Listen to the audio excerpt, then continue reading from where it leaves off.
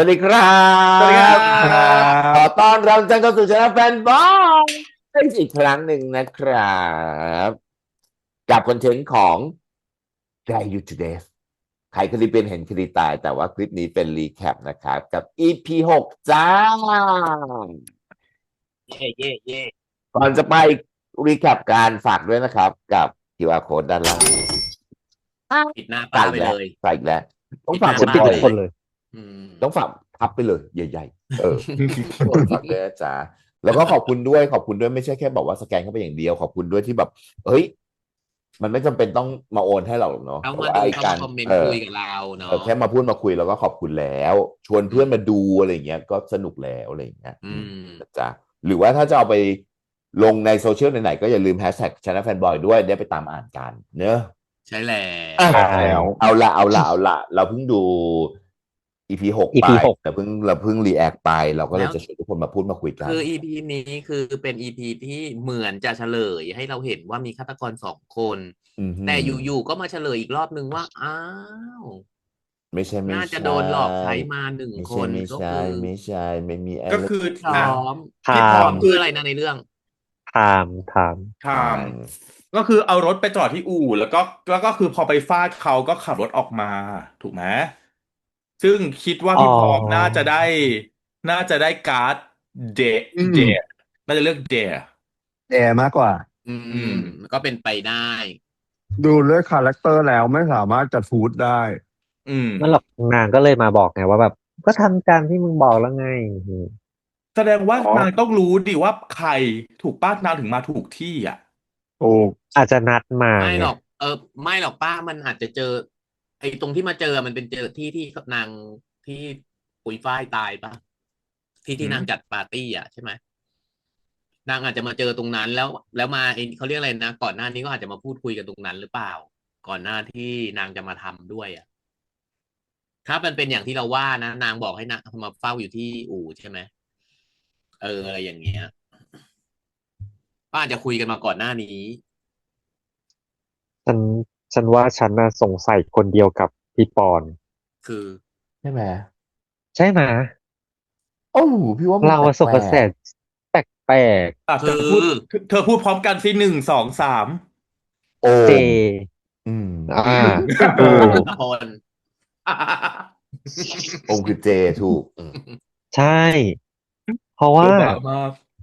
นางแบบคือเหมือนพิรุธพิจัดราบฉาแล้วก็ กเนาะนางที่ราบมากจัดฉากนางจัดแล้วนางฉากอาจจะเรียกให้นั่นน่ะมาให้ทาแบบมาจัดไม่การตัวเองแต่ตอนนี้ลุงคิดว่าเจไม่ใช่ผู้ต้องสงสัยแหละคือส่วนตัวฉันมีความคิดเห็นละไม้คล้ายฉันคิดว่าตัวของเจนเนี่ยน่าจะได้รับการ์ดหรือน่าจะได้รับการโทร Truth or Dare แล้วก็ไปที่นั่นเพื่อจะไม่ Truth ก็ Dare สักอย่างแต่ถูกฟาใชดซะก่อน่อาจจะไปปรึกษาอะไรกับเจหรือเปล่าก็ไม่รู้เพราะว่าเจมันเป็นคนเคยได้การ์ดมาก่อนเราฟังเขาก่อนจบอ่าแต่ลุงว่าเพราะว่าตอนที่เจมันไปมันก็เห็นอยู่ว่าอีฆาตกรกำลังโซะเจโซะต้นกล้าอยู่ถูกปะแล้วพอนางตะโกนเรียกปุ๊บอีคนที่มาตีหัวเนี่ยไม่รู้ว่าใช่พี่พร้อมหรือเปล่าคือป้ามองว่าตัวของเจเนี่ยได้รับการ์ดอาจจะได้รับการ์ดแดงเหมือนกันคือเลือกแดงเหมือนกันก็เลยไปที่นั่นพอไปนั่นปุ๊บดันไม่รู้อีท่าไหนคือถูกตีนางก็เลยปกปิดไงนึกออกปะเพราะนางเองก็เหมือนกับไปเพื่อวัตถุประสงค์อะไรบางอย่างอะไรเงี้ย แต่อ่ะแค่รู้สึกว่าแล้วเอ๊ะในไดอะล็อกที่เราได้ยินตั้งแต่ตอนเรารีแอใช่คนั่นแหละครับมันรู้สึกว่ารู้ว่าโดนตีหัวรู้ว่าอะไรอย่างเงี้ยซึ่งมันผิดวิสัยไม่หรอกถ้าคนโดนถ้าเรามตีหัวจะองตามคนไม่รู้ถ้าเรามองตามคนปกติอยู่ๆก็มีอะไรมาที่ฟาดหัวแล้วเราสลบเราก็ต้องคิดว่าโดนตีหัวไปก่อนปะแต่มันจะไม่ทันรู้สึกไม่ทันการถูกฟาดไงมันจะภาพตัดเลวุบยไปเลยอืมคือถ้ามาตีจากด้านหลังโดยที่ไม่รู้ตัวมันจะไม่รู้ว่าโดนตีหัวแต่จะรู้ว่าอืมเจ็บตื่นมาแล้วเจ็บไม่รู้ว่าไม่อาจเคยโดนจะโดนตีตีหัวหัวเลยอะไรเลยไม่รู้ว่าแยไม่กเคยโดนแยะได้ไหมตีหัวลองไหมลุงคือเลยส่วนไม่รู้ว่าลองไหมลุงเลยไม่รู้ว่าเราจะแยกแยะได้ไหมว่านี่คือการตีหัวแล้วเราสลบคืออ่ะส่วนตัวเคยโดนรถชนแต่ว่าไม่ขนาดไม่สลบนะแต่ตอนที่ล้มไปที่พื้นน่ะลุกขึ้นยืนแล้วก็กูยังงงอยู่เลยว่าเกิดอะไรขึ้นน่ะอืมมันอืไม่รู้มันไม่รู้มตัวมันแบบอะไรวะมันแบบอะไรวะ อะไรเงี้ย อืม อืม อืม ก็เลยเราก็เลยไม่ได้สงสัยในประโยคพวกนั้น อันนี้ แต่ โอน เขาสงสัย ไม่ อย่างหนึ่ง จุก ลุ กี้ ง ไหน ไม่ส เริ่ ง ม สัยเพราะเป็นเจ ไม่ใช่ลุงไม่ใช่ป้าแล้วก็เจ๊จุกที่จะหลงรูปรสกลิ่นเสียงขนาดนั้น เพราะว่า อุ๊ย เอาจริง ๆ ก่อนหน้านี้ลุงก็สงสัยเจมา แล้วลุงหลงไหม ทีก่อน แล้วลุงหลงไหม หลง จบแค่นั้นแหละ หลงผิด ลุงก็หลงลุงก็ยอมรับ ไม่แต่ว่าตอนที่เจ หลงห อ่ะ ลาย มา คน บอก นะลุง ว่า ตอนที่เจมาบอกว่า เจเห็น เหมือนภาพที่เจเห็นกับภาพกับคำพู สิ่ ด ง ที่ ที่ เจเป็น เจ คนบ เล่า อก เออ มันคนละอย่าง เพราะว่า อ่า เจเห็นว่ามีอีโม่งถูกไหม แต่ตอนที่เจเล่าอ่ะ เจก็บอกว่าไม่เห็น แล้ว นิ่งไปแล้ว อืม แต่ก็นิ่งไปแล้วไง ไม่นาง ยัง บอกว่านางโดน โดน ฟาร ด ถ ไป ทับไป ก่ แล้ อ วน ไง นางบอกว่า นา โด ง น โดนฟาด ฟาด ไปก่ ไป อน หมาย ก่อ ถึ น งว่าไอเนี่ยโดนรถทับไปแล้วก็นางตะโกนเรียกไง ต้นกล้า ไม่คือแต่ภาพที่นาง ดี นางเห็นนะคือ ยังดิ้น กำลัง เดว ลง ๆๆๆ มา อยู่เลย อื เออ ม เหรอกำลังลงมา ไอ้โม่งยังอยู่เลย กำลังลงมาแล้วแดวไง ไอ้โม่งไม่ได้อยู่ธรรมดาด้วยไอ้โม่งอย่างนี้ด้วยฮึบอย่างนี้ด้วย เออ อย่าง ไอ้ นี้ โม่งหัน ด้ มา วย ด้วย ลุกขึ้นมามองนางอ่ะ เออ มันอย่างนี้ด้วยไงแต่ว่า แล้วนางก็โดนทุบปึ๊กไป ซึ่งอันเนี้ยก็เลยกลายมาเป็นว่ายังไงนะจุกกี้ นางก็เลยบอกว่า ไม่เห็นอะไรเลย เขาไม่ได้พูดอย่าง นั้น นี้ ตอ มัน แหล เอามา ค่ะครับนั้นน่ะคือการตอแหลค่ะแบบนั้น คือถ้าจะจุกเล่นอะใช่เลยอีเนี่ย เออ น่าสงสัยที่สุด ไม่คือโอเค มันมีความน่าสงสัยตรงที่สิ่งที่พูดกับภาพที่เราเห็น มันคนละเรื่องกันจน ใช่ มันก็เลยกลายมาเป็นเหมือนที่เรารู้สึกพี่รู้สึกว่าอย่างนี้ มันคือตัดฉาก อืม สมมตินะเราเนี้ยเราเริ่มเชื่อแล้วว่าฆาตกรน่ะ อาจจะไม่ใช่หนึ่งอาจจะทำกันเป็นกระบวนการ อันเนี้ยคือมันน่าจะมีมากกว่าหนึ่งเลเซมีมากกว่าหนึ่งแล้วก็มันเหมือนกับร่วมหนึ่งร่วมสองร่วมสามโดยที่ไม่เกี่ยวข้องกับไอ้คนที่ได้การ์ดแดงนะเลือกแดงนะอะไรอย่างนี้ อันนี้ไม่เกี่ยวสิ่งเพราะว่าอย่างนี้คือพี่รู้สึกว่ามันถูก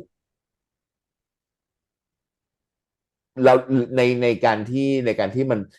อาจจะเป็นอย่างที่ป้าบอกว่าตอนที่ฟื้นขึ้นมาแล้วกลัวอะไรบางอย่างอ่ะ มันเก็บอะไรบางอย่างอยู่อ่ะ ก็เลยไม่กล้าพูดความจริง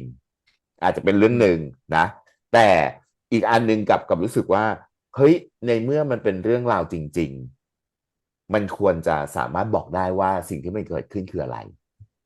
เนอะเพราะว่า อันเนี้ยคือมันอยู่บ้านกับพี่มันโดยตลอดถูกป่ะเจกับเจอยู่บ้านอย่างเงี้ย แต่ปรากฏว่าไทม์ไลน์ทุกไทม์ไลน์อ่ะมันพยายามทำให้เราเห็นว่ามีตัวละครตัวเนี้ยอยู่ในสถานที่ที่เกิดเหตุนะ หรือไม่รู้ไปเลยว่าอยู่ตรงไหน อะไรอย่างเงี้ย แล้วคราวเนี้ย มันเป็นสถานที่ที่กำลังผูกตัวละครตัวนี้แล้วนะว่าอยู่บนเตียงในโรงพยาบาล แต่ตอนเนี้ยมันมีอีกภาพหนึ่งที่นัดกับพร้อมไปแล้วใช่ป่ะนัดกับไทม์ไปแล้วมันก็จะมีการเปิดเผยตัวมาแล้วซึ่งอันเนี้ยพี่ไม่รู้นะส่วนตัวพี่รู้สึกว่าไทม์ไลน์มันเป็นช่วงเดียวกันก็จริง แต่มันไม่ได้เป็นสถานที่เดียวกัน การมุดออกจากโรงพยาบาลตอนกลางคืนออกไป สามารถทำได้ไหม อันนี้ต้องคุยกันนะว่าประมาณไหนมันเป็นอย่างนั้นได้หรือเปล่าอะไรเงี้ยคือส่วนตัวพี่รู้สึกว่า เหมือนที่แลบตัวอย่างมาตอนแรกว่าที่มันเห็นคางอ่ะใช่ไหมมันดีเห็นคางของหน้ากากไอ้ที่ใส่หน้ากากไหมใน อ๋อเหรออีพีหน้าเหรอ ไม่ในทีวีอ๋อ ทีเวสลี่อ่ะ ส่วนตัวพี่รู้สึกว่าคางเนี้ย ไม่เหมือนซุงซิงเพราะว่าคางซุงซิงอ่ะมันจะต้องมีความแบบอิ่ม ชับบี้นิด กว่า นึง นี้มันจะต้องมีแบบเบบี้แฟตกว่านี้อะไรอย่างนี้อะไรอย่างนี้นะอันนี้ก็ไม่รู้อีกอ่ะเดี๋ยวก็พลาดเหมือนแบบว่าอุ้ยเสียงชิมอนปรากฏว่าเสียงพร้อมไงไม่แต่พอพูดถึงเรื่องเสียงอะลุงเพราะว่ามันไม่ใช่เสียงโอมด้วยไงในเสียงไอ้ฆาตกรเวลามันพูดอะมันไม่ใช่ลักษณะการพูดของโอมอะมันเป็นถ้าให้ฟังจากเสียงตรงนั้นน่ะหนักไปทางชิมอนกับสิ่งมากกว่าสำหรับลุงนะวิธีการพูดของไอ้ตัวฆาตกรที่ใส่หน้ากากอ่ะมันไม่ใช่เป็นวิธีการพูดของโอมอ่ะ แต่ก็อันเนี้ยอาจคือจะเหมือนที่บอลว่าฟังผิดก็ได้เพราะเมื่อกี้ตะโกนรวยลูกชิมอนนี่นะ อย่างงี้ อ้างลูกเลยแหละระดับเอก็คือ อ ถ้ามาถึงอีพี6เนี้ยอืม ถ้าเป็นชิมอนถ้าเป็นซุงซิงอะไรเงี้ยอืมเราจะยังไม่เห็นแรงจูงใจว่าทำไมถึงต้องทำนู่นนี่นั่นแต่ว่าถ้าเป็นเจพอจะมีแรงจูงใจเพราะว่านางเขาบอกว่านางเคยได้กับปุยฝ้ายถูกไหมแล้วแรง แล้วปุยแล้วมีคฝ้ายวามตุย แค้นแล้วอาจจะมีความแค้นกับแก๊งเนี้ยว่ามึงมาทำให้ปุยฝ้ายที่กูเคยรักเนี่ยตุยไปอะไรอย่างงี้ก็เป็นแล้วไปได้มันเนี่ยไม่ได้เคยรักนางป่ะวันไนท์สแตนมันแค่มันวันไนท์แตนอุบิเหตุไงเจ๊อ่ะไม่รู้ละกันก็คือถ้าให้เดาเดาว่าการที่จะเป็นวันไน t ์สแตนเนี่ยคือวันไนท์แตนั้นนไม่วันไน t ์สมีความสนใจแตนใดใดๆๆค่ะใครจะรู้เอาจไม่แต่ริงๆนะอย่างที่จุกบอกว่าซุงซิงมันดูแล้วยังไม่มีแรงจูงใจคือแรงจูงใจมันก็ยังไม่ได้เฉลยให้เราดูไงใช่ใช่ป้าใช่เขาอาจจะยังคงมีก็ได้เขาอาจจะมีก็ได้แรงจูงใจอะไรอย่างเงี้ยแต่ป้าส่วนหนึ่งยังคงปักทฤษฎีสารเตี้ยของป้าอยู่ว่าอาจจะเป็นคนนอกกลุ่มไปเลยแล้วมาลงโทษไอ้พวกนี้ทีละคนแบบเป็นคนเห็นข้างนอกใช่ไหม possible อืม possible แต่ว่าอีกเพราะอันหนึ่งที่ว่าเนื่องจากพี่รู้สึกเปรตอืมพี่รู้สึกว่ามันมีความมีพิรุธจากเจเพราะว่าเจอ่านพี่เจตขาดเลย อืมคือมันเหมือนแบบจับทางของคนคนเนี้ยได้อย่างแม่นยำเพราะฉะนั้นอ่ะการจับทางใครได้สักคนหนึ่งอ่ะมันเหมือนกับเป็นการสามารถเดาทางเขาได้เนาะว่าไอเนี้ยเขาจะทำอะไรแล้วจะทำแบบเนี้ยที่ไหนแล้วจะทำยังไงส่วนตัวนะอืมคือในบทตรงเนี้ยพี่รู้สึกว่ามันมีความแบบเอ๊ะทำไมต้องใส่มาให้มาพูดกับพี่ช่วงแบบนี้ตอนแบบนี้ อีพีเนี้ยแปลกไม่เอออยากให้อีพีเนี้ยเฝ้าไม่อยากให้เจพี่เฝ้าแปลกไป ใช่ไหมบอกให้พี่ไปทำงานไม่อยากให้ไม่ต้องเฝ้าก็ได้อะไรอย่างนี้เนี่ยแล้วคือการไม่เฝ้าเนี่ยแสดงว่ามันต้องมีนัดกับคนอื่นไหมหรือเพราะว่าอาจจะแบบว่าหาเหตุผลที่จะออกจากโรงพยาบาลนู่นนั่นอะไรใช่ไหมนี่ใช่ไหมคือไม่จริงคือ อืมคือจริงๆแล้วคนที่มันกลัวเนาะกลัวตุยอ่ะมันก็คงอยากให้พี่อยู่ปะจริงปะถูกไหมถ้ามันกลัวถ้ามันกลัวจะเป็นหนึ่งในเหยื่อถ้ากลัวเลยจะเป็นเหยื่อมันต้องการแบบใครสักคนหนึ่งอ่ะอยู่กับมันอ่ะมันดูมีความแปลกอ่ะมันมีความแบบอีนี่มันไม่กลัวเลยเหรอวะคือแบบแต่ว่าไปอืมเถอะแต่เคยตะโกนว่ากูจะโดนเมื่อไหร่ก็ไม่รู้เคยพูดคำนี้ออกมานึกออกอืปะมใช่อืใช่มใช่ตื่นขึ้นมาตอนตื่นขึ้นมาแบบร้องโฮเลยนะอืมเออก็เลยงงว่าตื่นจมันริงหรือว่ามีความมันมีความแบบเขาเรียกอะไรอ่ะแปลกจะบอกว่าแปลกก็เรื่องหนึ่งจะบอกความซับซ้อนหรือจะ acting หรือจะอะไรมันก็เออมีความเป็นไปได้อีกอย่าเนาะงหนึ่ง เนาะเราเจ็กเนาะรู้สึกนะว่ามันมีความแบบมันแปลกจนเรารู้สึกว่าอีนี่มัน acting เปล่าวะคืออะไรอย่างเนี้ยเขาพยายามให้เราเห็นให้รู้สึกว่าเขาอินโนเขาถูกกระทอืมเนี่ย ำแอแล้วอีพีบรู้สึกก่อนหน้าตีกับพี่ตลอดเลยนะเออพอมาอีพีนี้พูดดีเฉยเลยอ๋อโดนตีหัวมาไงเลยพูดดีเลย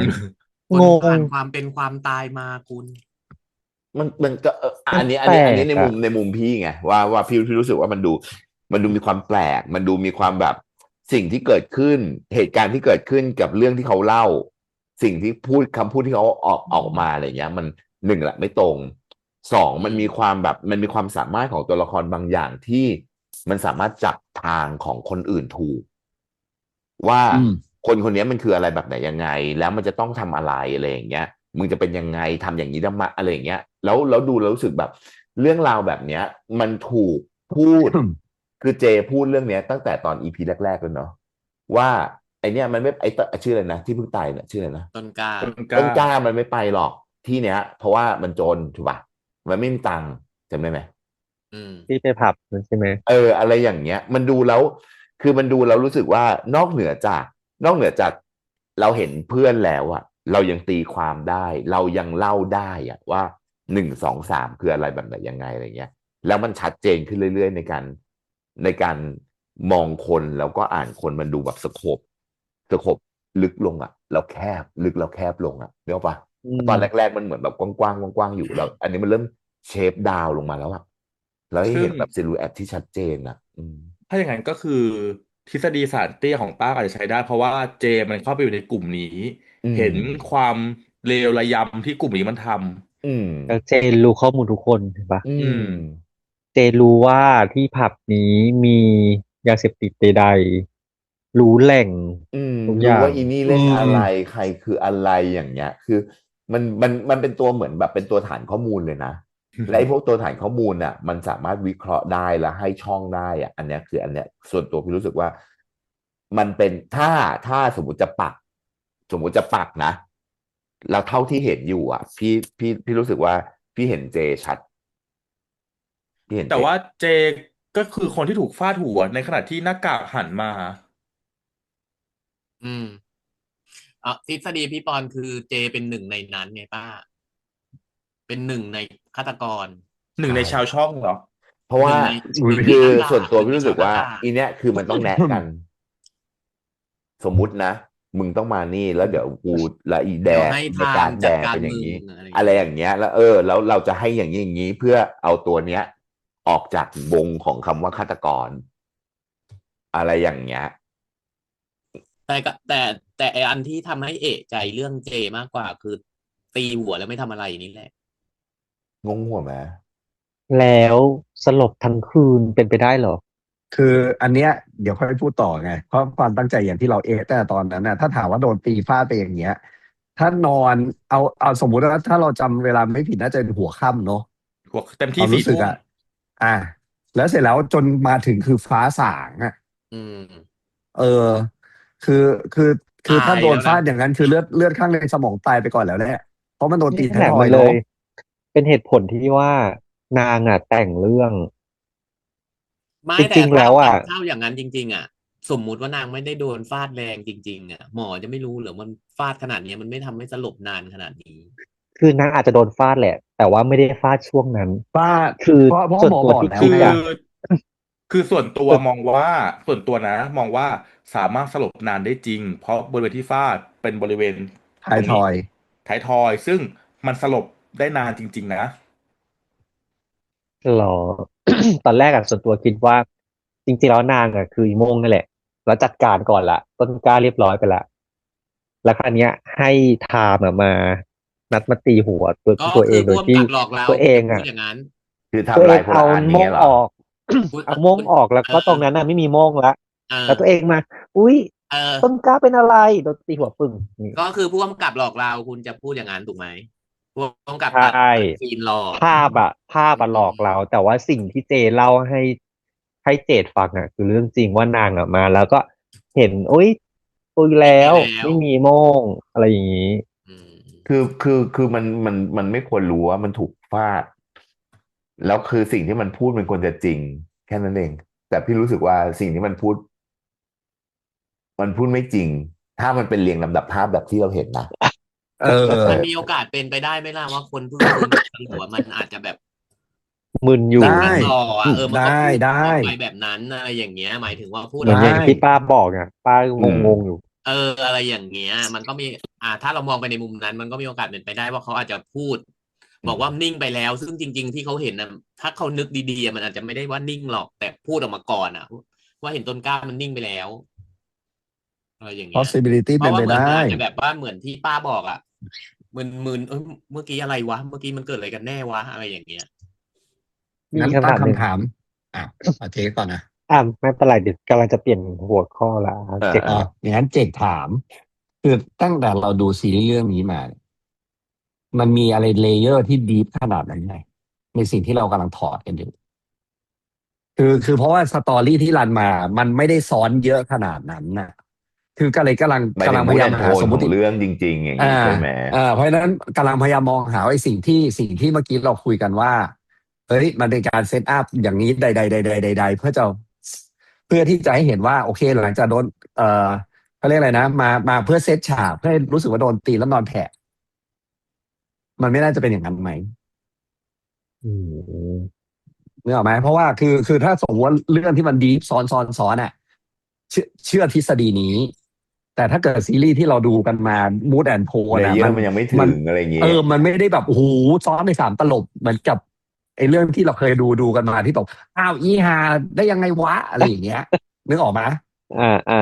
พออันเนี้ยมันก็จะอาจจะทำให้ไม่รู้สึกได้ว่าเฮ้ยมันไม่น่าจะถึงเท่านั้นนะ อาจจะไม่ได้ไปถึงอย่างนั้นอย่างนี้ถูกไหม มันไม่ได้ดีแบบหลาย3 ซ้อน 4 ซ้อนขนาดนั้นนะแต่ลุงก็ยังไม่ทิ้งซุงซิงนะ ยังส่วน เป็น ตัว ห ลุ นึ่ง ง ในผู้ต้องสง ลุง สัย ว่า อยู่ มันมีโอกาสเป็นไปได้ที่ซุงซิงเป็นคนชันสูตรศพแรกใช่ไหม มันก็ ใช่ อาจจะบอกเรื่องอะไรนะเคตามีนป่ะนะสารเคตามีน ใช่ ใช่ ก็เลยไม่ได้บอกเรื่องนี้ขึ้นมา แต่พอห เพ ลัง ราะ จา เมื่ ก อกี้มันก็มี เป็น โดน ศพ คำ ที่ ถา ส ม อง ไง ศพที่ 3 ศพที่ 4มันมีหมดเลยอะไร มี เงี้ย มีคิดเหมือนกันลุง ตอนที่นาง เออ เปิด เมื่อกี้ ผ มี ลน่ะ เออ จริงๆในหัวอาจจะคิดว่าแบบว่า เอ้ยผลมันเขียนว่าแต่แบบตอนพูดในสายอ๋อไม่มี อะไรอย่าง อะไร เงี้ย อย่างเงี้ย อะไรอย่างเงี้ย ดูตาตอนที่ดูแอบเช็คสายตาอยู่ว่ามีการโกหกผ่านการคุยโทรศัพท์ไหม ลุงเลย มันแอบมีความรู้สึก ลุงเลยแอบ นิด คิ นึ ด ง ว่าจริง ๆอ่ะคนที่เราคิดว่ามีแรงจูไม่มีแรงจูงใจอ่ะ จริง ๆ แรงจูงใจอาจจะใหญ่สุดก็ได้นะ ป้า ซุง ยังคงปรับคุณหมอซุงซิง อันนี้เริ่ม ซุงซิง อัน อาจ นี้ จะเป็นพี่ชาย ไม่รู้ หรือเปล่า แต่ส่วนตัวคือถ้าสมมติว่าเมื่อกี้คือ acting มันหลอกสมมติถ้า acting มันหลอกคือมันหลอกแบบตลกเลยนะ ใช่ เพราะอะไรรู้ไหมประเด็นคืออยู่อันนั้นคืออยู่คนเดียวด้วยนะถูกปะถ้าอยู่คนเดียวปุ๊บอะไม่หยิบแฟ้มแล้วพูดอะน่าสนใจ อืม อ่า แต่นี่ยัง ไม่หยิบแฟ้มมา คว้าแฟ้มมาแล้วยังเปิดดูแล้วก็ยังมา หลอกไงหลอกเราหลอกคนดู ก็นี่ไง หลอก คือ หลอกตากล้อง นี่ไงพี่ก็เลยอย่างที่ ต้องกลับหลอกเรา มันก็ย้อนกลับไปที่เจกถามไงคือแล้วมัน อืม จะไปมันจะลึกขนาดนั้นไหมถ้าไม่อย่างนั้นจะลึกขนาดนั้นไหมคือหลอกไปกระทั่งแบบเอาภาพแบบเนี้ยมาหลอกเราอย่างเงี้ย ซึ่งมันเป็นการคอเข้าไปหาคนคนเดียวที่แบบอยู่ในที่นั้นคนเดียวนึกออกปะ อืม อะไรอย่างเงี้ยพี่ว่ามันก็ดูแบบจะหยิบมาทำไม มันเป็น วะ possibility เพราะถ้าเกิดสมมติถ้าจะหลอกไม่ต้องหยิบ เอ ก็ อ พูดเลย แล้วก็ทำเป็น ไม่ นึก จำ ไป เป็น เล ต้อง ย อะไรอย่างเงี้ย อันนี้ไปหยิบแล้วมาเปิดแล้วแบบไม่เห็นไม่แน่ใจ แต่ว่าศพก็คือยังไม่ได้เอายังไม่ได้ยังไม่ได้เอายังไม่ได้ ยังไม่ได้เผา อัน ยังไม่ได้ เงี้ย เผา ยังไม่ได้ทำแบบชาปนกิจเพราะว่า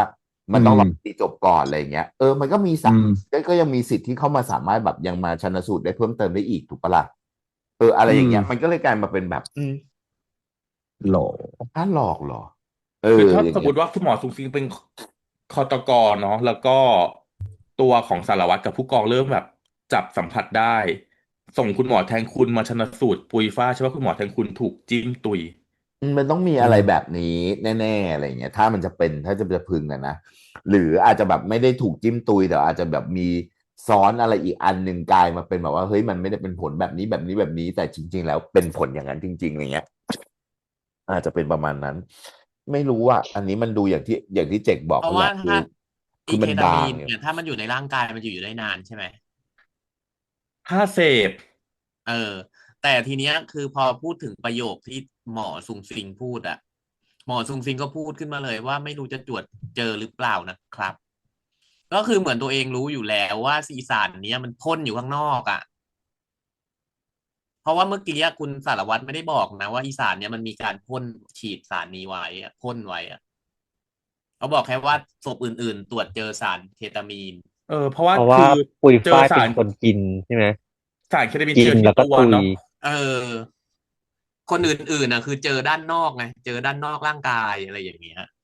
แต่ที ถ้า เนี้ งั้ ย น ว่า มาพูดถึงเรื่อง ข นี้ องปุยฝ้ายมัน เจอรอบห้อง มันไม่มีผลนี้ออกมา ของ อัน เบ นี้ ลคือ ทุกคน เจอรอบห้อง เจอรอบห้อง ม พอพูดถึงเรื่องเคตามีน อันเนี้ยทำไม อันเนี้ยสงสัยว่าทำไมคนร้ายถึงต้องโปรยหรือฉีดเคตามีนที่ตัว มันคือ ของศพ การ ด้ ท วย ำซิมโบลบางอย่างว่ากูเอง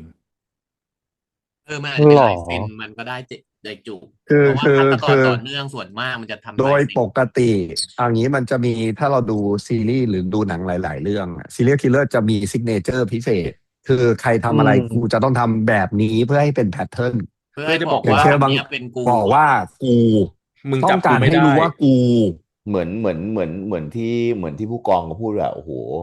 การ์ดตัวจริงอยู่กับเรา มันห มั ยา น บ เอา มาก มันหยามนะอะไรอย่างเงี้ย เออ แสดงว่านะ ถ้าสมมติฐานของเราที่เราบอกว่าตัวยาต่างๆมาจากชื่ออะไรนะ ตองเจ ซองเจเนี่ย ซองแจอุ้ยคนละเรื่อง ซองแจเนี่ยเป็นคนขายถูกไหมเพราะฉะนั้นต้องมีเงินไปซื้อ แล้ว ต้องใช้เงินเยอะด้วยนะน่า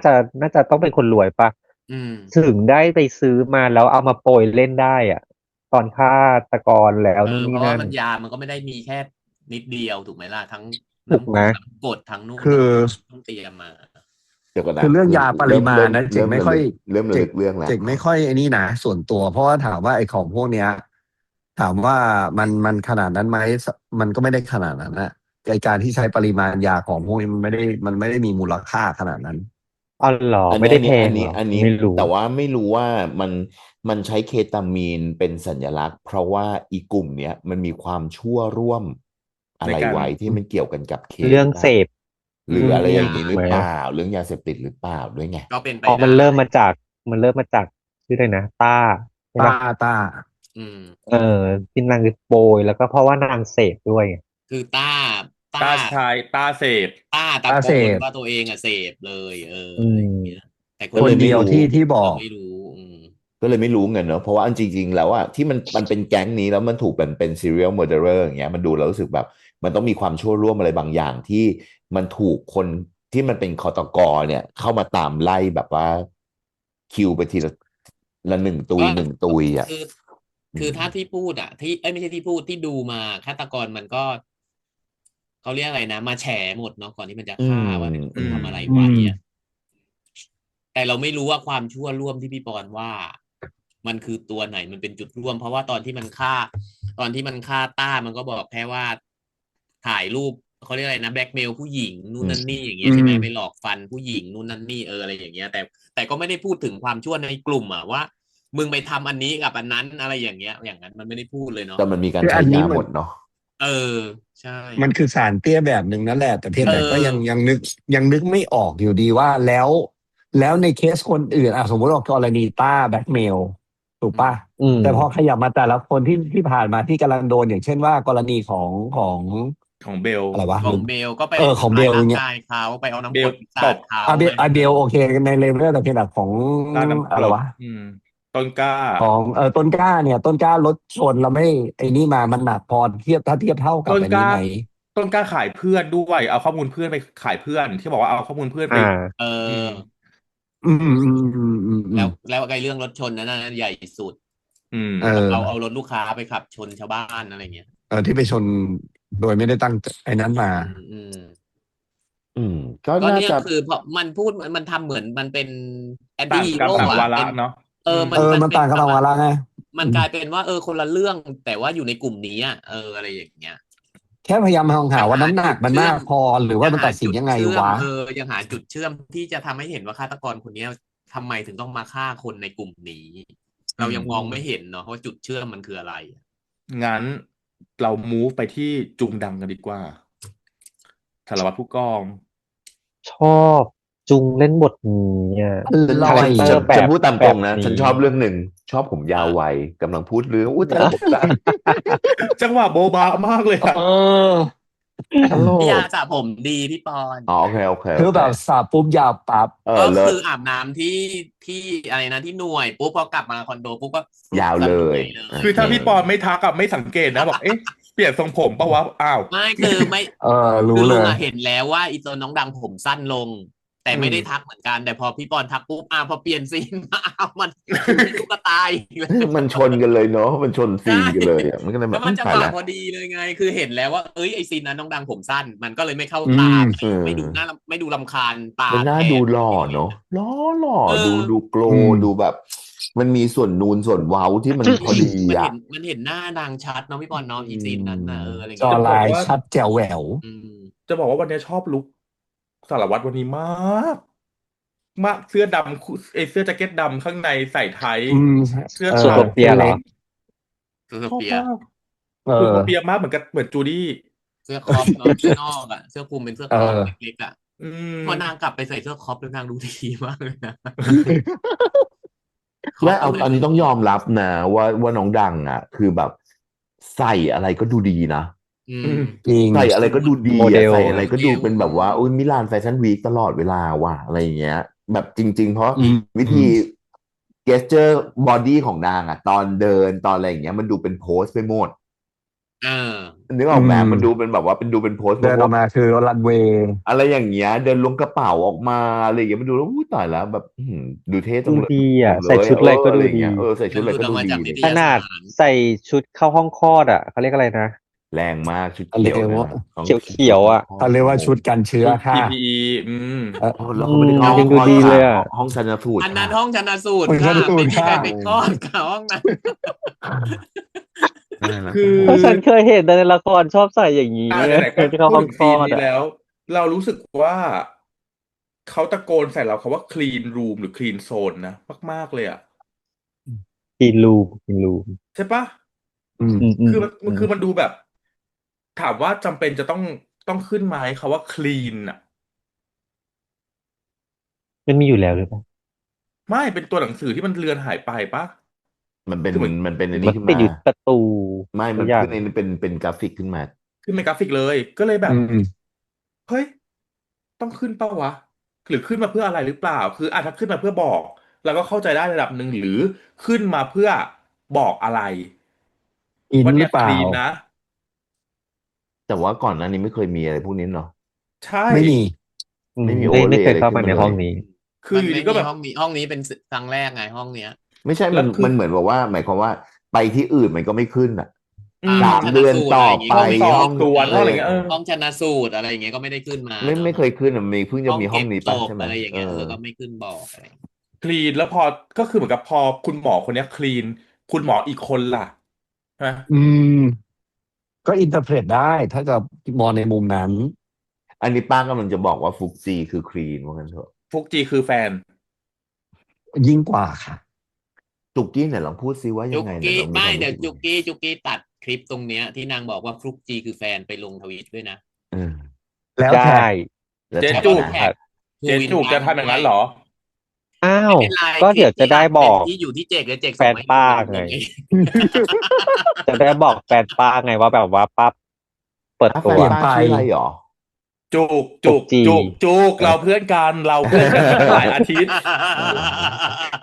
ทำไมพอมีคนอื่นมาแล้วหล่อนแปลพักวะ ฉันไม่ได้แปลพัก ฉันหวังดีกับป้าไง เขาเรียกว่า ให้ป้าสมหวัง อืม อยากให้ป้าสมหวัง อืม ก็ประมาณนี้ มีใครมีประเด็นอะไรอื่นๆอีกใดๆ เรายังไม่ได้คุยเรื่อง พิ่ จุงดังเลยพ่อ อ๋อขอโทษ จุงก่อนจุงอย่างที่บอกว่า คุยแล้ว ชอบบุคลิกจุงมาก เล่นเรื่องนี้อะ อือฮึ ตั้งแต่ ดูมีชีวิตชีวา เท่ เล่น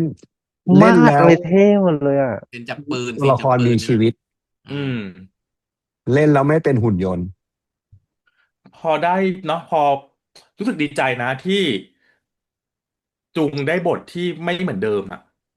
อืม คาแรคเตอร์ไม่ซ้ คาแรคเตอร์ไม่ซ้ำอะคือ ำไม่ซ้ำเดิม แล้วเล่นออกมาก็เลิศ เพราะว่าเรา อืม พูดกันตามตรงเนาะก่อนหน้านี้แต่ละเรื่องอะคือมันบุคลิกซ้ำเดิมๆเลยอืม นางได้บทบุคลิกคล้ายๆเดิม อืม พอมาเรื่องนี้ปุ๊บ เอ้ย เก๋ว่าเท่จังเลย มีควา โด ม ยเฉพาะตอนเทรนและยิงปืน ตรงนั้นเจ๋งมากนะ ความรู้สึกแบบดูแล้วมันคล่องแคล่วแล้วมันก็ไม่เขาไม่ได้ปล่อยผ่านไอการที่จะประกอบปืนแล้วขึ้นไปยิงเนี่ย ถ้ามันไม่คล่องพอมันประกอบไม่ได้อย่างนั้นนะเอา แล้วก็ชอบฉากบู๊ในผับสองในไวท์ฮันด้วย ซีนต่อสู้ อ่า ก็ เอ ดี อ นะม ต่อทูเท่บู๊เท่เยล ต่ ลี่ อ บู ให้ดู ก็ ออ เท่ กว่าขวดอันนั้นคือน้ำตาล คือ ไม่แหลม คือเท่หมด เลย เลย คือน้องดังก็เท่ จูงก็เท่ บูมก็เท่ จังหวะบูมนั้นเจ๋ง ลุง มาก เทเนาะตอนล้มลงอะเนาะล้มลงใน เออ ใช่ ขอพูดเรื่อง เอา จุง ง่ายๆ บ้าง คือดี ต้องข ดี อพู ก ด ว่า เรื่อง ซี จุง ฟู บ้าง ใน EP 1เยอะมาก พี่ปอนเชิญ มา ขอพูดเรื่องจุงบ้าง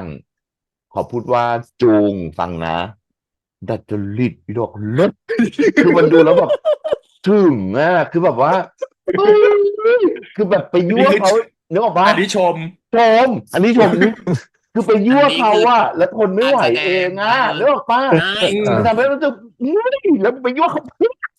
อะไรอ อี ย่าง พว เงี้ ก ย หมาหยอกไก่อย่างเงี้ยเนาะพอไก่เขาเล่นมาโอ้โห เออ หมา หมี เนิบเลยค่ะเนิบเล ไก่หมอย ยแนบ วิ่ง อะไรเงี้ย หางจุกตูดเล คื ย อ อ่ะ โอ้โหจะรีดจะไปยั่วยวนเขาอะไรอย่างเงี้ยคือแบบแนบอะไรเงี้ยพอเห็นแบบเนี้ย มันเห็นว่าตัวละครมันมีชีวิต เอ อื อ ม พอเห็นว่าตัวละครมันมีชีวิตปุ๊บอะมันเลยย้อนกลับไปหานักแสดง ว่านักแสดงมันมีเสน่ห์อะไรที่มันเอามาทำให้ตัวละครตัวเนี้ยทำให้เรารู้สึกได้แบบนี้ อืม เออ แล้วพอมันมีความแบบเพราะจุงอ่ะ ในความเป็นจริงของตัวเองของน้องเองอ่ะ มันจะมีความแบบขี้เล่นตลก จ อะไร ริ อง ย่างเงี้ยเราอย่างเงี้ยก็อย่างนี้อยู่มาออกมาแล้วออกปะแล้วพอเจอเรื่องราวแบบเนี้ย มันนึกถึงตอนที่น้องใส่เสื้อซีทรูไปซ้อมอะจำได้ปะมันดูแต่จะรีดอ่ะมันดูแบบโอ้มันเลิศแต่มันถึงอะไรอย่างเงี้ยเลิศชอบแล้ว แล้วพอมันเห็นเรื่องราวของไดนามิกของการแสดงของน้องที่มันเกิดขึ้นในอีพีเนี้ยเอาบอกตามตรงนะ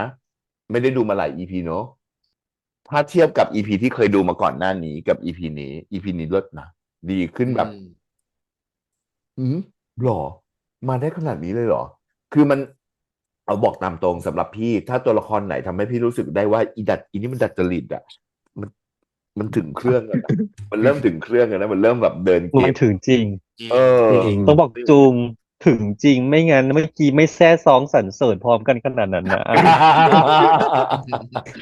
เออ จริงจริง เออ สนุกดูแล้วรู้สึกว่าในตาของตัวละครตัวเนี้ยนะเอาตัวละครนะมันดูแล้วมันมีแบบ มันมีลูกล่อลูกชน มันมีแบบมันไปหมดอ่ะมันเห็นหมดแล้วอาจจะแบบมีเทนส์นิดหน่อยดูแบบว่าดูแบบจัดวางจัดฉากนิดหน่อยตอนที่แบบว่า ในโรงพยาบาลตอนน้องสลบ แต่ก่อนน้องสลบที่แบบไปอยู่ในที่เกิดเหตุคือแบบห่วงนิดนึงแล้วก็ไปเลย แต่พอมาอยู่แบบแล้ว อัน มา นี้ แล้ว อันนี้แอบเห็นด้วยว่า ทำไมน้ำหนักมันต่างกันขนาดนี้วะ จริง ไอ้ จริง อะไร เ อย่างนี้ มั อะไรอย่าง ต่าง เงี้ย กัน อันนิดนึงอันนี้เห็นมันมีตรงไหนก็บอกตามตรงก็คุยกันตามตรงอะไรเงี้ย แต่ตอนที่ไปตอนเข้าพักเข้านายคือโอ้โหอร่อย อร่ ต อ อย นที่เอาเบาะมานอนน่ะเหรอ เออท่าเอี เขา ยง เป็น สาร ใค วั ร ตรสารวั ท่า ตรสู้ เอียง มา เยี่ยง กอะ ขายคอวินคายใช่ไหมลุง เอ จริง อะไร เอา อย่า จ ง ริ นี้ งๆนะเราชอบ ใน โพ แบ ส บ เจอร์ Calvin ท่านั้น Klein มันเท่มาก จ เล ริ ย ง นะ จริงจ คือ ริง ถ้าเสื้อเปิดขึ้นไปนิดนึงเห็นขอบกางเกง ต้องเป็น ขอบ คาวิน เสื้ คา อย เท่านั้น คาวินคลาย อืม โชว์อยู่แล้วนะ จริงฝาก อืม คาวินคายด้วยนะครับ ฝากพิจารณา เข้าได้ จุงด้วยนะครับ เข้าได้เลย เชื่อได้เล ต้อง ยว่า ได้ เข้า นะ จุก ครับ นะครับไม่ได้มาเข้าพวกเรานะครับ ไม่เปิดนะคะ เออ พวกเราใส่แล้วขายไม่ออกค่ะ ไม่ใช่ค่ะ คือคนอื่นเขาจะโชว์เป็นแบรนด์ชัดเจนค่ะ ของเราได้พับเลยค่ะ ไม่ของเราอาจจะโชว์เรื่องคนมีสิวก็ใส่ได้ ไม่ของเราอ่ะคาวินคลายมันจะตัวยืดนิดนึง อ๋อ เพราะว่าดึงตึงมาก เออ ใช่ เขาจะขายว่ายางยืดคุณภาพดี โอเค อ๋ โอ อ เค แต่ก็อยากได้เห็นภาพนี้ ใส่แล้วไม่ย้วย นะ จุงกับดังซ้อนเลเยอร์แต่ใส่คาวินคายคู่อะไรอย่างเงี้ย เนาะ ขอบเงิน อืม ขอบ เออ ขอบขาว เท่นะ กับขอบดำอะไรอย่างเงี้ยก็ว่ากันไปเนก อ๋อ ปะ จริงรถ โอเค เลิศ แต่ว่าลองดูนะเมื่อกี้คือโพสเจอร์เมื่อกี้ขายได้จริงขายของได้จริงแบบเลิศจริงอะไรอย่างเงี้ยนะ ตอนดู อ่ะ คือลุ้นเลยอะว่าถ้า จริง เสื้อมันตกลงมานิดนึงนี่คือแบบ อืม โอ้โหโคตรเซ็กซี่เลยอะอันนั้น อ่ะ อะ คราวนี้มาถึงน้องดังไหมเอาเลยไหม ได้ ส่วนตัวนะ จากอีพีที่ผ่านมากับอีพีนี้ พี่รู้สึกว่าแมสเซจจากน้องดัง ชัดเจนมากขึ้น อืม ได้ ดูแล้วอุ้ยตายแล้วทำไมมีเสน่ห์ขนาดนี้วะ มากขึ้น อืม เอาจริงๆเหมือนตอนที่เราพูดเนาะเหมือนตอนที่เราดูว่าเหมือนน้องมาได้ยินที่เราคุยมากับอีพีก่อนๆน่ะ แล้วมันเอามาปรับในอีพีหลังๆเนี้ย มันเห ดี มือน ขึ้นน่ะ ไม่รู้ว่าเกิดจากอะไรนะ แต่ว่า อืม วิธีการพูดดูงับคำได้อย่าง ใช่ ชัดเจนมากขึ้น อืม แล้วแมสเซจส่งมามันดูเหมือนกับจริงใจกับมาจริงใจที่จะสื่อมาถึงเราอะ อืม ม บางทีถ้ามันยุงดูเก้ง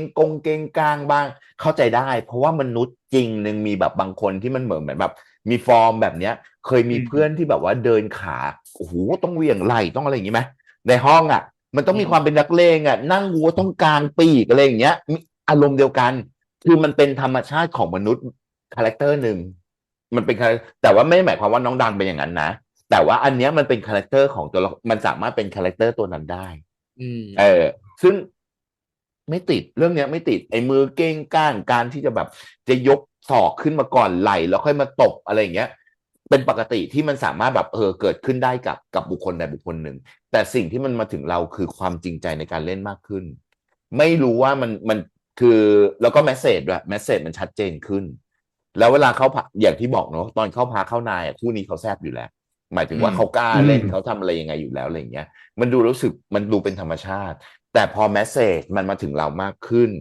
แล้วมันดูมีความกล้าเล่นมากขึ้น ดูแบบมีวิธีการพูดที่มันไม่อวนอยู่ในปากขึ้นเนเซลอะไรอย่างเงี้ย มันเลยทำให้รู้สึกว่าเฮ้ยมันฟังดูแล้วสมูทขึ้นอ่ะ ใช่ ในอีพีนี้มันดูแล้วแบบ คือเราไม่รู้หรอกนะว่าไทม์ไลน์ EP ไหนมันถ่ายก่อนถ่ายหลังเนาะ เอ พี่ อ ปอน เออ เนาะ เออ แต่ เอ มาดู อ EP ถูก นี้ปุ๊บอะแล้วน้องมั แต่ นพูด ดีจ ชัด ริ ขึ้ ง นจริง อื ๆ น้องมัน ม ไม่ได้พูด แต่ว่า ในปากเหมือนที่ อัน เรา นี้ เคยบอกอะอะไรอย่างเงี้ย มัน อันนี้ ชั ก็ ด ต้องบอกว่ามันมาจากแต่ EP ที่แล้วแล้ว EP ลุง ที่แล้วเราเซอร์ไพรส์ซันมากเลยนะแบบเฮ้ยเล่น ใช ดีกั่ น เล่นดีกันจังวะ อืม เอ เพ อ ราะว่า แบบ อีเวลา แบ ไม่ บ ได้ดู ค เน น อะ อืม คนละข้างกันเลยอ่ะ อืม คือ อื ถ้าเทียบ ม ก่อนหน้านี้มาถึง EP 5 นะ EP คื 5 อ อย่างที่เรา เรา ชมกันไปครั้งที่แล้ว เรา เลย ก็ นะ ต้อง ว่า ช เรา ม มัน มา ดู ว่าน้อง รู้ มันพั สึ ฒ ก นา แตก การ ต่า ขึ้ ง นน่ะงั้นก็คือถ้ามันทำอย่างเงี้ยได้ไปเรื่อยๆฝึกพูดให้มันชัด ให้ เอ มันเห็น อ รอยยิ้ม น้องจะ เรื่อยๆ ชาย เนาะ ขึ้นมาอีก เดี๋ยว เย มัน อะ จะ เล อย อก อะ มาได้เองอะมันจะออกมาเอง แล้วมันไม่ใช่ แล้วมันไม่ใช่แค่ตอนเข้าตัวละครเฉพาะกับดังนะ สังเกตไหมตอนที่ไปคุยกับฟุกจีอ่ะเรื่องแบบว่าแบบ อื อุ้ ม ย อ่า ผมก็ไม่ได้แบบอะไรนะ คือแบบ ไม่ได้เป็นแคนดิเดตของคนที่มา ที่ จีบ อืม สาร เอ วัตรแล้ว อ ดิครับอะไรอย่างเงี้ย แล้วดูรอยยิ้มของน้องดังดิ มันดูแล้วรู้สึกแบบโอ้โหแบบผมมีเจ้าของแล้วครับเรื่อง รู้สึ ว่าก เหมือนว่าคนกำลังมีค ส วามรัก ว จริ ย งเนาะพี่ปอนเนาะ ขออีก เรา ที เล่น อืม เราเล่นนิ่งมากเนาะเล่นนิ่งแบบ อื ตัว ม ละครนี้จริง ๆอ่ะเหมือนกิน เอ สารวัตร อ เข้าไปแล้วอ่ะ เอ สารวัตรทำ อ แบบนี้ จริงคือแล้ว เพ มัน ราะ ดู ไม่งั้น แบ มัน บ จะ ว่า ต้องหลุดแต่เป็นดัง มันดูมีความเย่อหยิ่งเบาๆ แล้วบอกว่ากูมีคนของกูแล้วจ้าอะไรอย่างเงี้ย อืม แล้วบ้านคือแบ ก็ บ คือไม่ต้องตอบอะเนาะแค่ย ไม่ กยิ้ เอ มขึ้น อ มาก็รู้ ก็ ไม่ รู้ ตอบ ก็ แค่ยิ้มพออะไรอย่างเงี้ย ก็ แต่ คือ ยิ้ม คำต นั้น อบ น่ะ ไง มันดูแล้วรู้สึกแบบโอ้โหสื่อสารชัดๆเลยนะ อืม อืม แล้วเป็นการสื่อสารแล้วตอนหลังมันยิ้มแล้วเอียงคอนิดนึงแล้วแบบยิ้มแบบ เพราะว่ามันเหมือนกับตอนนั้นน่ะเขากำลังนึกภาพผู้กองอ่ะนึกออกป่ะ อืม แล้วมันดูรู้สึกโอ้ตายแล้วผมอย่างเงี้ย แต่หมอสู้นะ แต่หมอสู้มากนะ หมอสู้ หมอสู้จริง แต่สารวัตรสู้กลับหง่ายเงิบนะ เอาจริงๆนะช ดี อบใน เนอะ ความ ดี สู้ เน ขอ อะ งหมอนะ จริง แล้วตอ คื น อมัน หมอ เป็นคน สู้ ที่ว่าเขาเรียกว่า nothing to lose อ่ะ แล้วหมอสู้ด้วยรักยิ้มมันชี้ขี้แตกเนาะ คือแถวนี้ตายค่ะ ไม่ใช่สารวัตร น่า ตาย รั นะ ก คะ นะ แถว ห เนี้ ม ย อ ค่ะ แบบอุ๊ยแต่ละไม่แล้ว แถว แล้ว เนี้ย บท ตาย ตอน ค่ะ นั้นน่ะ บทหมอยาวมากนะ เพราะสารวัตร อื ไม่ ม ค่อยจะแทบ ใช่ จะไม่ค่อยได้พูดเลยนะบท อืม หมอยาวมากนะ แต่ริทึมกับไดนามิกที่เขาส่งมาหยอดมาปุ๊บอะเราเห็นเนาะว่าส่งแรงถูกเด้งส่งแรงถูกเด้งส่งแรงถูกเด้งอะมันรู้สึกแบบ โดนบล็อกหน้าเน็ตทุก เนาะ อันค่ะ มันมีแอคชั่นอะมันมีแอคชั่น เน โดย อะ ที่แบบว่าเสียงอะประโยคที่มันเล่ามาถึงเราอะแต่มันถูกเด้งโดย acting ของดังอะ เออ อันเนี้ยคือพี่รู้สึกแบบว่ะไม่ได้จำเป็นเฉพาะเข้าตัวละครกับจุงดังเท่านั้นที่ทำให้เรารู้สึกว่าเฮ้ยดังเล่นดีขึ้นว่ะดีขึ้นอย่างเห็น ใช่ ได้ชัดอะเนี่ยตอนเข้ากับฟุกจีอ่ะมันดูแบบโอ้โห มันทำให้เรานึกถึงภาพของบุคคลที่สามได้เลยเห็นปะ อืม อืม ซึ่งอันเนี้ยเกิดขึ้นยากนะเอาบอกตามตรง อื อัน ม นี้เกิดขึ้นยากกับการที่ก่อนหน้าเนี้ย ถ้ามันเป็นอีพีก่อนๆพี่ไม่รู้จริงๆพี่จะเห็นบุคคลที่สามในแววตาของน้องดังหรือเปล่า แต่อีพีเนี้ย อืม อืม จริง แต่ที่แน่ๆน้องดังมือหนักแน่นอน ตอนตบเบาะโอ้โหเสียงแน่นมากปัก ปัก อืม จุงระวังตัวไว้ ไม่เราคืออ่ะแล้วโดยเฉพาะอย่างยิ่ง beauty privilege ของน้องดังอ่ะน่ารักอยู่แล้วเนกอะปะแล้วพอเจอซีนแบบนี้ที่เขาสามารถเล่นแบบหูน่ารักได้ขนาดนี้โอ้ตายเลย เนาะ ต่อให้ตบเบาะดังแค่ไหนแต่น่ารักขนาดนี้พี่ว่าจุงสู้ อ๋อ อุ้ย เออ อุ๊ย มันเลิศมัน ห เลิศ มายถึงผู้กองสู้ อ๋อ ผู้กอง ผู้กองสู้โอเค จุงเขาก็สู้นี่ โอ้ย เอ้า แหม เนี่ยมันเลยมาทำให้ภาพรวมมวลทั้ง EP มันดูดีเนี่ยมัน ดี สนุก คือ สนุกเล ไม่ได้ ย ดูเราลุงกับพี่ปองก็ไม่ได้ดูมา2 EP มั้งเนาะใช่ไหม จริง มาเห็นแล้วมันต่างจริง ๆ ถ้าเทียบกับ EP ที่พวกเราได้ดูกันมาก่อนหน้านี้ ก็อีพี ต่าง ที่ผ่านๆมาที่พี่บอกเนาะมันเป็นภาพคอลลาจเนาะแต่อีพี อืม เนี้ยมันไหลปะมันเหมือนมันไหลอะสตอรี่ เนอะ มันไหลอะแล้วมันหยอดแบบเอ้ยมีแก่นมีนู่นนั่นนี่อะไรอย่างเงี้ยแล้วสีเท่ากัน แล้วแป๊บเดียว อืม 40 กว่านาทีแป๊บเดียวมาก จริงจริงจริง จบ จริงเทคนิคอะไร แล้ว เงี้ย มันไม่ได้เน้นไปแบบโอ้โหถ้าเลิฟซีนเข้าพักเข้านายเยอะก็ไม่ได้เน้นขนาดนั้น มันก็จะเกลี่ยพอดี กำลัง สืบสวน พอดี อะไรต่ออะไร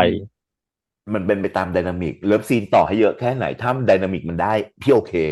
แต่ก่อนหน้านั้นที่เราคุยอะไดนามิกมันไม่ได้ไง อืม มันงงอะคือแบบฮะ อืม อะไรอ๋อก็เลยเอามาใส่เหรอ ต้องการอย่างนี้ก็เลยมาตัดแปะไว้เหรออะไรอย่างเงี้ย เนี่ยเอาจริง ๆ ถ้าอีซีนในอู่ซ่อมรถน่ะ แล้วไปแวะสวีทกัน เราก็ด่าเหมือนเดิม ทุบนะกูทุบเหมือน โอ้ เดิมเออ สมมุติว่ากำลังโอ้คดีนู่นนั่นนี่โอ้ มันหยามกันมากเลยนู่นแล้วไปตีตัดไปสวีทตรงนั้นกูก็ด่าเหมือนเดิม คือเราไม่ด่า ม้วน เรื่อง ตัว แผลไม่ เข้า เจ็บ ซ อยู่ อก แล้ว แล้ว เพราะ จู ว่า บ เรา กัน รู้ว่า ไม่ได้ ว่าเราสำออย หยุด ถูกปะ ค่ะ เราก็เลยไม่คิดจะด่าอยู่แล้ ถู ว กถูก เนาะ ก็ประมาณนี้ นะ แล้วกันนะทุกคนเนาะก็อย่างที่ทุกคน ใช่ เห็น จ้า นะครับว่าเอาเข้าจริงแล้วคือนะฟิลเตอร์ของพวกเราก็จะประมาณนี้ความเป็น channel fanboy วินเวลาพูดมีอะไรแบบ เราเห็นอะไรเราก็จะมาแชร์กันนะครับ ถูก เราก็อยากให้ทุกคนที่มาดูเราเหมือนกัน ก็อยากเห็นอะไรก็อยากให้มาแชร์พวกเราเหมือนกันเพราะว่าเราก็จะได้แบบว่าเฮ้ยมีมุมมองที่กว้างไกลมากขึ้นเนาะ ย้ำเส แล้ว ม ก็ อเนาะว่าไม่จำเป็นต้องคิดเหมือนเรา ใช่ ถูก แล้วทุก อันนี้ ๆ ความคิดของพวกเรา ถูกแล้วทุกๆความคิดมีคุณค่ากับพวกเรามากนะ ถูก และมีคุณค่าอย่างยิ่งกับศิลปินนะครับ เชื่ออย่างหนึ่งเพราะว่าเขาจริงแล้วมันจะเป็นกระบอกเสียงเนาะในการสะท้อนในสิ่งที่เขาได้แสดงผลงานออกมาเนาะ ใช่ ขอให้เป็น ใช่ แบบ แล้ว นั้น ที่เขาต้องพัฒนาอะไรอย่างเงี้ย ใช่ ใช่แล้วสิ่งสำคัญอีกอย่างหนึ่งสำหรับเราก็คือนี่ไง QR ตรงนี้ อ๋อฉันก็นึกว่ามีเข่าอะไรสักอ แร ย่าง งมากขอบคุณทุกการสนับสนุนนะครับทุกคนครับไม่ว่าจะเป็นการกดไลค์ Subscribe หัวใจแชร์หรือไม่ก็เนี่ยจ้ะสแกนเข้าไปนะจ๊ะ ถูก QR code อันนี้ก็ต้องขอบคุณมากๆนะครับแต่อย่าลืมนะครับไม่ใช่มีแค่นี้นะการมาพูดมาคุยกันกับพวกเราใต้คลิป หรือว่าการเอาพวกเราไปพูดถึงในโซเชียลต่างๆ ก็อย่าลืมติดแฮชแท็กด้วยนะครับเดี๋ยวจะตามไปอ่านกันนะ วันนี้พวกเราทั้ง5คนต้องขอบคุณทุกคนมากๆนะครับสำหรับทุกการติดตามนะครับกับคลิปนี้รีแคปนะครับ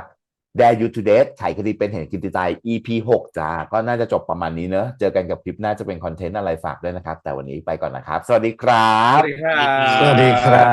บ บาย บาย